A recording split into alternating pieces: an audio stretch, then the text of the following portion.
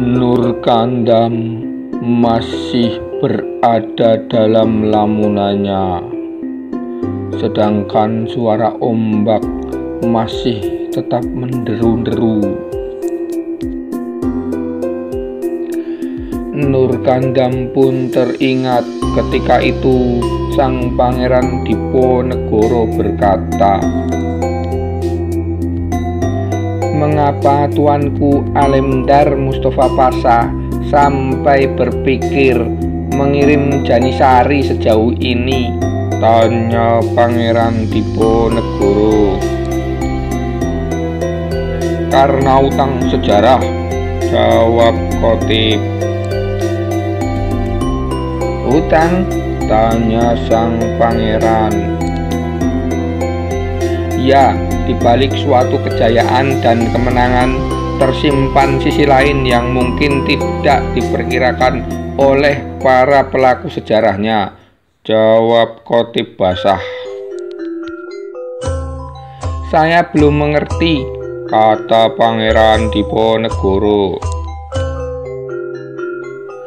Pangeran ingat mengapa bangsa-bangsa barat ini datang ke Nusantara. "Apa yang mereka cari ketika itu?" tanya Kotip basah. "Setahu saya rempah-rempah," jawab sang Pangeran Diponegoro sambil mencoba terus berpikir apa hubungan hal ini dengan Kesultanan Turki Utsmani. Katanya iklim di Eropa yang dingin membuat mereka sangat memerlukan bahan makanan yang menghangatkan badan, lada untuk bumbu masakan, demikian pula pala, cengkeh, kayu manis, dan berbagai hasil bumi negeri kami. Kerakusan yang menjijikkan dan ketamakan yang kejam telah mengubah maksud mereka dari berdagang menjadi hasrat untuk menguasai kesemua sumbernya. Orang-orang gila, kata Pangeran Diponegoro. Pangeran tahu mengapa mereka mau bersusah payah berlayar sejauh lebih dari separuh bumi sejak 3 abad yang lalu, tanya Kotip basah. Yang saya tahu, selama ini mereka menunjukkan keberanian luar biasa untuk menentang badai ganas dalam perjalanan berbulan-bulan yang membawa maut. Mereka memiliki semangat gold yang artinya mendapatkan emas, lalu glory artinya memperoleh nama harum dan kejayaan, juga gospel yang artinya menyebarkan agama Kristennya. Di sisi lain, orang-orang Peranggi dan orang-orang Kastilia, kemudian disusul oleh orang-orang Belanda dan Inggris, berhasil membangun kapal-kapal besar yang kukuh untuk melayari samudra luas selama berbulan-bulan tanpa perlu dekat-dekat dengan pantai ataupun mencari pelabuhan untuk singgah mengisi perbekalan sebagaimana lazimnya perahu-perahu layar bangsa kami, kata Pangeran Diponegoro. Orang Paringgi adalah orang Portugis, sedangkan orang Kastilia adalah orang-orang Spanyol. Tuan Pangeran dari siapakah mendengar telaah yang menarik ini? Tanya Nur Kandam basah. Saya dulu punya sahabat dari Inggris, residen yang ditempatkan Raffles di Yogyakarta, namanya John Crawfurd, kata Pangeran Diponegoro. Keterangan Tuan John Crawfurd itu bagus sekali, tapi izinkan kami menambah satu lagi, ujar basah Kotip. Dahulu bangsa Eropa membeli rempah-rempah yang mereka perlukan di pasar besar Konstantinopel. Pedagang-pedagang Genoa dan Venesia dari Italia lalu membawanya ke kota-kota pelabuhan di selatan dan di barat benua itu. Dari sanalah mereka menyebar hingga ke wilayah terdingin di dekat kutub utara. Jadi saya membayangkan dari Jazirah Maluku dan pulau-pulau lain di Nusantara, lada, pala, cengkeh, kayu manis, kapulaga, adas, bawang, jahe, damar, bahkan gaharu diangkut dengan kapal ke Gujarat. Di sana para pedagang membawanya dalam 2 jalur, lewat darat melalui Khurasan, Persia, Irak, Suriah, terus ke Konstantinopel, atau lewat laut ke arah Aden. Di Aden jalurnya terbagi melalui Laut Merah ke arah Mesir yang lalu dilayarkan lagi ke Bizantium, ataupun dibawa oleh khalifah-khalifah unta melalui Jazirah Arab ke arah Palestina, kata Basah Khatib menjelaskan. Karena jalurnya panjang dan melibatkan banyak pedagang, harga rempah itu begitu tiba di Eropa pasti mahal sekali, bukan? Tanya Pangeran Diponegoro. Betul sekali, Pangeran, jawab Khatib Basah. Jadi karena mencari harga murahkah sehingga orang-orang berambut pirang ini berusaha mencari jalan langsung ke negeri rempah-rempah. Sela Kiai Mojo yang sedari tadi hanya menyimak. Itu alasan masuk akal Sidi Kiai, ujar Basah Khatib. Tapi seperti yang saya sampaikan di awal, dalam kedatangan bangsa-bangsa serakah dari barat ini, Daulah Utsmaniyah punya utang kepada saudara-saudara mereka muslimin di Nusantara. Barangkali Sidi Kiai dan Pangeran pernah mengenal nama Sultan Muhammad Al-Fatih, tanya Khatib Basah. Tentu saja, sahut Kiai Mojo. Beliau pahlawan besar umat ini. Melalui beliau, nubuat Rasulullah yang berusia 7 abad tentang penaklukan Konstantinopel terwujud. Kalau tidak salah, beliau melakukannya dalam usia yang sangat muda, baru 22 tahun ketika itu. Kisah kerendahan hatinya sangat mengagumkan, yaitu ketika memeriksa pasukan untuk memilih pemimpin dengan memerintahkan semua berdiri, lalu menyilakan duduk siapapun yang pernah meninggalkan salat fardu, lalu puasa, kemudian amalan-amalan sunnah dan qiyamul lail, hingga tinggal dirinya sendiri yang tersisa berdiri, sehingga beliaulah yang diridhoi semua untuk jadi panglima. Iya, ujar Pangeran Diponegoro. Saya juga mendengar cerita dari Eyang Ratu Ageng bahwa Sultan Patih dari Ngerum itu pandai membuat meriam dan dapat memperjalankan kapal-kapal perang melalui daratan. Maaf Tuanku Pangeran, siapa itu Eyang Ratu Ageng? Tanya Basah Khatib.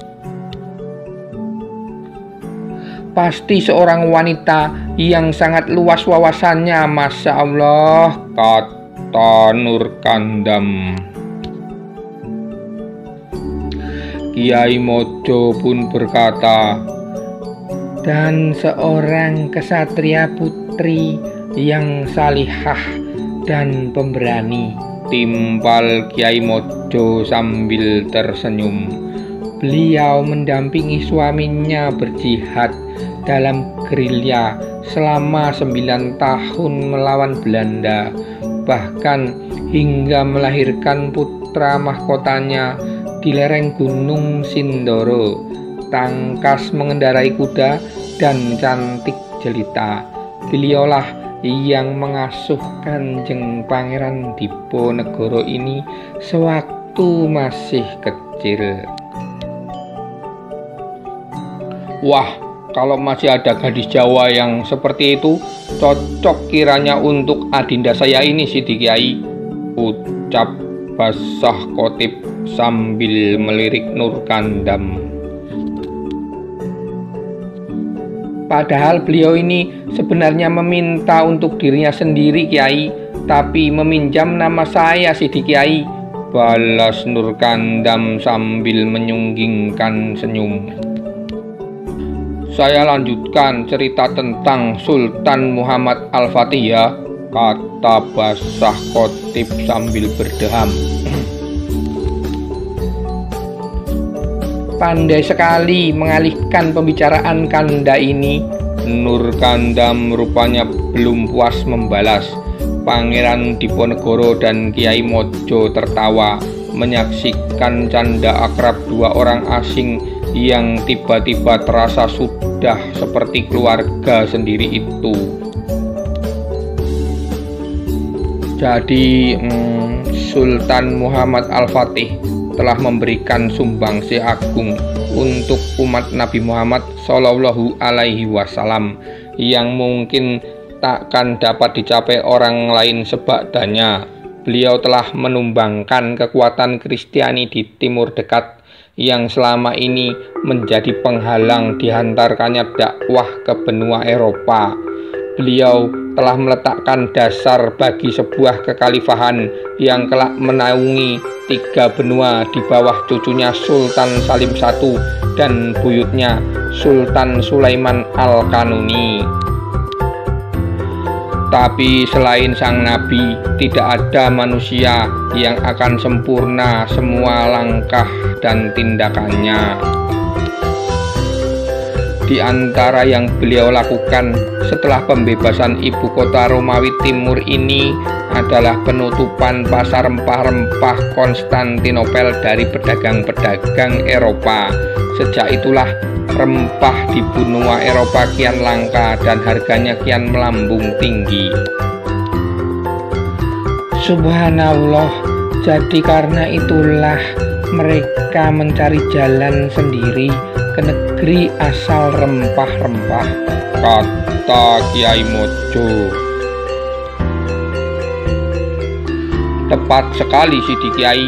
Jadi sebenarnya secara tidak langsung penjajahan oleh bangsa-bangsa barat yang terjadi di negeri tuan-tuan sekalian digara-garai oleh negara kami, Daulah Turki Utsmaniyah. Ayah Dinda Nur Kandam ini yang mulia Alem Dar Mustafa Pasha menyadarinya dengan seksama setelah membongkar kembali begitu banyak arsip lama kekhalifahan. Ketika melihat pasukan Janisari di Istanbul sudah dilanda banyak kebobrokan karena tak lagi maju ke medan jihad Eropa, beliau hendak mengarahkan Janisari untuk membayar budi. Utang sejarah ini hanya akan terbayar kalau Daulah Turki Utsmaniyah membantu kalian berjihad melawan orang-orang kafir sampai mereka terusir dari seluruh kepulauan Nusantara, kata Basah Khatib. Allahu Akbar, seru Kiai Mojo. Menurut saya, ujar Pangeran Diponegoro, tindakan Sultan Muhammad Al-Fatih itu bisa dimengerti. Saya membayangkan para pedagang Eropa yang datang ke Konstantinopel. Al-Fatih mengubahnya menjadi Istanbul, Tuan Pangeran, kata Basah Khatib. Nah, iya Istanbul, kata Diponegoro. Dan 2 negara kota yang kaya raya oleh perdagangan rempah-rempah dari Istanbul selama ini adalah Genoa dan Venesia di Italia. kedua negeri pelabuhan itu habis-habisan memusuhi angkatan laut Sultan Muhammad Al-Fatih. Itu dia para pedagang Eropa yang datang ke Istanbul, terutama Genoa dan Venesia itu pasti menyimpan dendam dan permusuhan kepada Sultan dan rakyat Turki. Membuka pasar dengan bebas bagi mereka seperti sebelumnya bisa menjadi celah masuknya bahaya yang sangat besar. Jadi sudah merupakan langkah yang tepat kalau beliau menutup pasar rempahnya untuk mereka, kata Diponegoro. Tuan Pangeran sungguh bijaksana, kata Nur Kandam. Tuan tidak menyalahkan Sultan Muhammad Al-Fatih. Tentu saja tidak, sesama muslim bersaudara. Meski barangkali beliau tidak tepat dalam mengambil langkah penutupan pasar itu, tindakan sedemikian tentu dapat dimengerti. Qadarullah, sudah menjadi takdir Allah bahwa orang-orang berambut jagung itu akan datang ke Jawa, dan dengan itu Allah membuka pintu jihad fisabilillah buat kami. Itu suatu anugerah, kata Diponegoro. Masya Allah, kami sungguh malu melihat kebesaran hati Tuan dan sikap iman yang luar biasa ini. Basah Khotib hampir menitikkan air mata menyaksikan betapa berhikmahnya lelaki sederhana yang ternyata adalah putra sulung almarhum Sultan Hamengkubuwono III itu. Dan yang lebih kita syukuri, tambah Kiai Mojo, tepat 1 abad sebelum kedatangan para penjajah barat yang serakah itu, dakwah Islam di Nusantara ini mengalami kemajuan yang sangat pesat. Hampir seluruh penduduk Jawa dan pulau-pulau lainnya telah memeluk agama Islam. Para dai agung yang disebut Wali Songo itu telah dalam kurun waktu kurang dari 50 tahun telah berhasil mengubah kemaharajaan Hindu Buddha bernama Mojopahit menjadi wilayah yang sebagian besar penduduknya beragama Islam, kata Kiai Mojo. Masya Allah, saya sangat tertarik belajar tentang siasat dakwah para wali songo itu, Sidi Kiai. Apa yang telah mereka lakukan di Nusantara nyaris tanpa menghunus pedang dan tanpa meneteskan darah adalah sebuah pencapaian yang luar biasa dalam dakwah, lebih-lebih ketika mengetahui tingkat keberhasilan dakwah mereka yang sedemikian tinggi dan metode mereka yang konon sangat menarik, ujar Basah Khotib.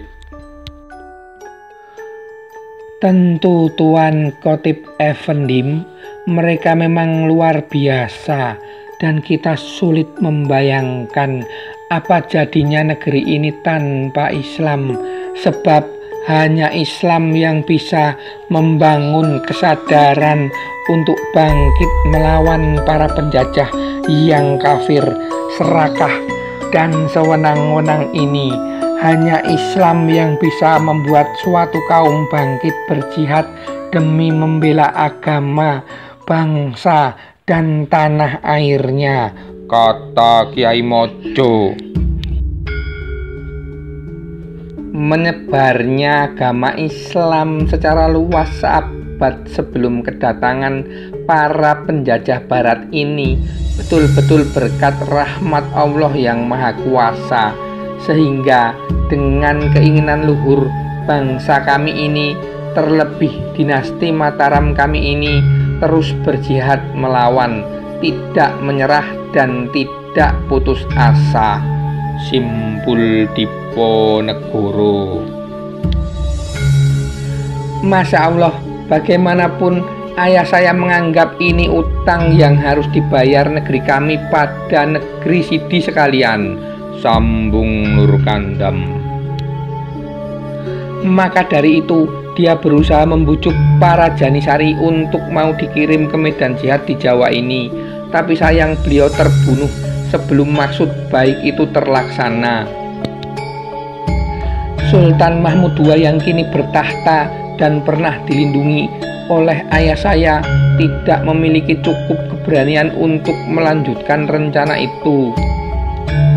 Para vezir izam penggantinya juga mengabaikan dan menutup rapat-rapat gagasan itu, bahkan mereka membakar dokumen-dokumennya, kata Nurkandam.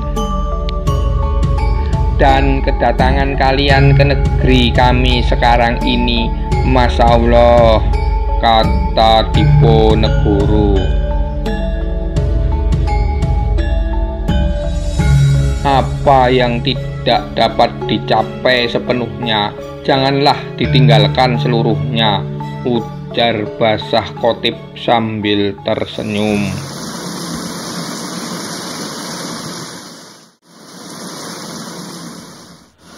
Debur ombak masih menderu-deru. Lamunan Nurkandam terhenyak dan mulai sadar ketika hari mulai gelap. Ternyata Legowo dan Prasojo telah menyalakan obor kecil dari bambu yang mereka nyalakan dengan batu apinya. Ikannya sudah siap, Gusti, ucap Prasojo, membuat Nurkandam semakin sadar dari lamunannya. Tidak sholat maghrib dulu, Kang? Tanya Nurkandam. Kata Gusti Basah Khatib, lebih baik makan dulu, mumpung ikannya masih hangat loh. Mari Gusti, sudah ditunggu, kata Prasojo. Baiklah, loh, tapi tadi katanya Kang Legowo belum dapat ikan, Kang, kata Nurkandam kemudian. Memang sakti Gusti Khatib itu. Lah begitu beliau mendekat, langsung sekali lempar kail ikannya pada nyangkut itu, Gusti. Dapat 6, lebih loh tadi, Gusti, kata Prasojo menjelaskan. Masya Allah, jawab Nurkandam. Maktub, sahut Basah Khatib yang bisa mendengar obrolan mereka. Alhamdulillah. Suasana makan malam itu begitu akrab dan syahdu. Seperti biasa, Legowo dan Prasojo terus saja meributkan hal-hal kecil di seputar mereka. Legowo mengutarakan keberatannya tentang nasi buatan Prasojo yang terlalu lembek. Prasojo balas berkata bahwa temannya itu tidak bisa memanggang ikan sehingga hasilnya gosong di luar tapi masih mentah di dalam. Legowo mengatakan bahwa nyatanya Nurkandam dan Basah Khatib menyukai ikan hasil masakannya. Kata Prasojo, itu karena mereka terlalu lembut hati dan tidak tega menyampaikan apa hal yang sebenarnya. Sudah, ayo kita salat dulu, tegur Basah Khatib. Kedua prajurit Arkio itu melongo karena ternyata Basah Khatib dan Nurkandam telah menyelesaikan makan, sementara mereka yang dari tadi sibuk bertengkar habis separuh pun belum. Di pincuk daun pisang kedua lelaki Turki itu, nasi telah tandas dan ikan-ikan pun tampak tinggal kepala dan tulangnya. Akhirnya dengan bersih cepat mereka berdua memakan ransum malam itu sampai mulut mereka belepotan sambil tangan menyuap, dan tidak ketinggalan mereka pun saling memelototi. Jangan balapan, kata Nurkandam sambil tersenyum. dinikmati kang rezeki dari Allah. Di bawah temaram bulan, mereka menunaikan salat maghrib dan isya dengan syahdu. Basah Khotib yang menjadi imam membaca rangkaian ayat-ayat dalam surat As-Saff yang mengisahkan bahwa Allah mencintai orang-orang yang berjuang di jalannya dan dalam keadaan berbaris-baris seperti bangunan yang tersusun kukuh. Semua menangis ketika bacaan itu sampai pada bagian yang menyatakan bahwa Allah menawarkan perniagaan kepada orang-orang beriman untuk membebaskan mereka dari azab yang pedih. Jual beli itu adalah iman dan jihad yang dengannya Allah akan mengampuni dosa, memasukkan ke dalam surga, menyediakan istana-istana indah di sana. Betapa inilah keberuntungan yang besar. Ishak Nurkandam tak tertahankan ketika sang khotib basah membaca Nasrun minallahi wa fatun qarib wa basiril mu'minin. Pertolongan Allah dan kemenangan yang dekat, dan berikanlah kabar gembira pada orang-orang beriman. Mengapa melamun, Dinda? Tanya basah khotib ketika mereka telah menyelesaikan zikir dan doa. Desah Nurkandam seakan menanggung beban yang amat berat. Sejujurnya aku rindu saat-saat ketika Kiai Mojo dan barisan santrinya masih bersama kita, kata Nurkandam. Tentu, aku pun demikian. Bagaimana tidak? Bagiku merekalah yang paling banyak menyumbangkan ruh bagi perjuangan ini, kata basah khotib. Ya, mereka juga yang paling mengerti apa yang diciptakan Syekh Abdus Somad Al-Falimbani dan diwariskan kepada murid-muridnya, kata Nurkandam. Betul, basah khotib menghela napas panjang-panjang sebelum melanjutkan kata-katanya. Persahabatan ayahmu Alemdar Mustafa Pasha dengan Syekh Imam Abdullah Arif alias Kiai Badran, ayahanda Kiai Mojo, sangat erat. Pun bagiku Kiai Mojo sudah kuanggap seperti saudara tua. Tanpa dilihat oleh orang yang telah dianggap sebagai kakak yang sangat disayanginya itu, Nurkandam meremas pasir demi menahan luapan perasaannya. Dengan menggeretakkan gigi, ditahannya air mata agar tidak tumpah. Dia teringat bagaimana beberapa orang yang menurutnya sangat naif dan bodoh telah mengadu domba antara Kiai Mojo dengan Sultan Abdul Hamid Diponegoro, hingga hubungan mereka renggang. Ketika itulah hampir 2 tahun lalu Belanda menjebak Kiai Mojo dalam sebuah perundingan palsu, menangkapnya bersama 63 pengikutnya, lalu menahan mereka dalam kejam dan kelam, dan pengapnya penjara Stadhuis Batavia. Dari kabar terakhir yang didengar Nurkandam, kini mereka dibuang nun jauh di Nusa Timur, entah Ambon ataukah Manado. Perjuangan belum selesai, Dinda. Kita tidak boleh menyerah. Bahkan Sultan Diponegoro yang sangat kita hormati masih bergerilya masuk keluar hutan, meski hanya diiringi Banteng Wareng dan Joyo Suroto saja. Demi Allah, aku sangat khawatir akan keadaan beliau, kata basah khotib. Semoga Kanda Orhan dan Kanda Murad yang kita utus ke Minangkabau membawa kabar baik. jika mereka dapat berjumpa dengan murid-murid Syekh Haji Miskin, Syekh Haji Sumanik, dan Syekh Haji Piobang dan menyampaikan agar mereka membatalkan gencatan senjata dan berperang lagi dengan Belanda, maka Masya Allah, Alhamdulillah, hanya dengan cara itu perhatian Dekok akan terpecah antara perang di Jawa dan perang di Sumatera, dan kita punya peluang untuk menang, kata Nur Kandam.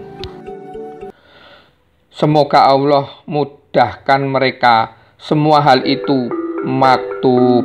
Tapi soal ini aku tidak bisa menenangkan hati. Pemahaman keagamaan yang sedikit berbeda dalam hal kecil saja sering dipermasalahkan oleh sebagian orang yang tidak mengerti mana yang didahulukan, yang tidak dapat membedakan mana yang pokok dan mana yang cabang.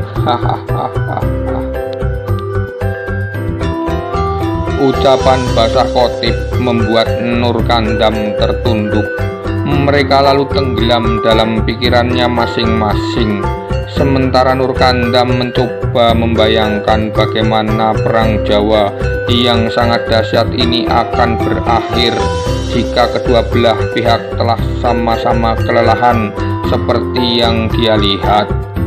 Ingatan basah khotib mengembara ke peristiwa 27 tahun yang lalu ketika dia masih berusia 6 tahun, sementara Nur Kandam baru saja melewatkan hari ketujuhnya di dunia fana, yaitu pertemuan di Gedung Wakaf Mataram di Mekah.